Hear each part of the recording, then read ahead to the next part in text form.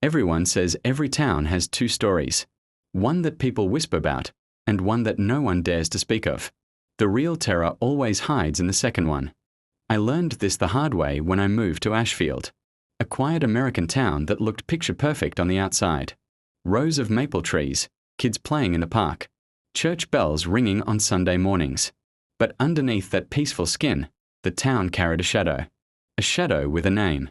Lily Harper. Lily wasn't a stranger. She was Marcus Carter's fiancée. He was a young lawyer, ambitious, charming, respected by everyone.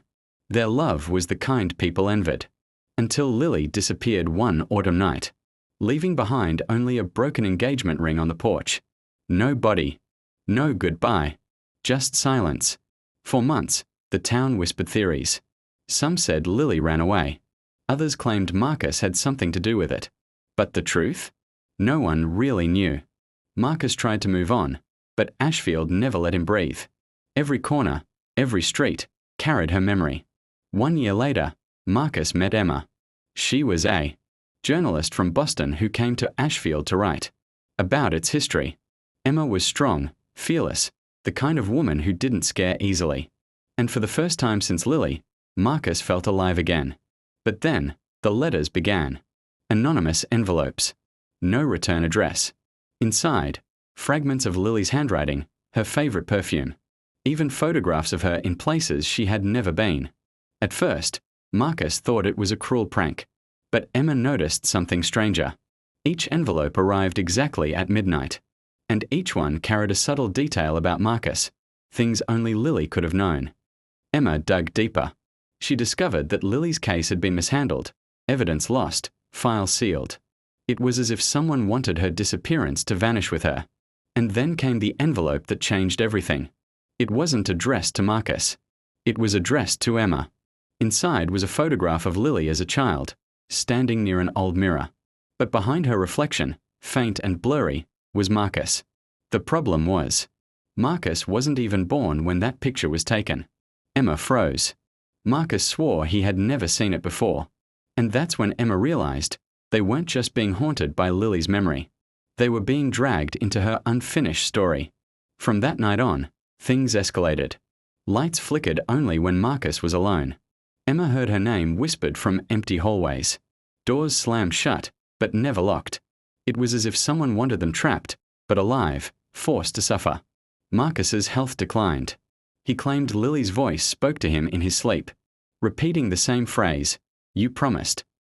Emma stayed strong, but even she couldn't explain the midnight phone calls where all she heard was Lily's laughter.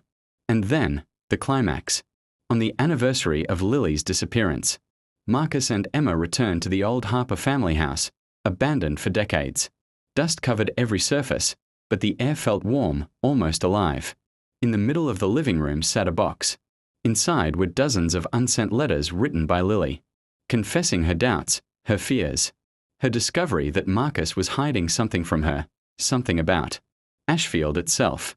As Emma read them aloud, Marcus broke down. He confessed Lily had confronted him the night she vanished.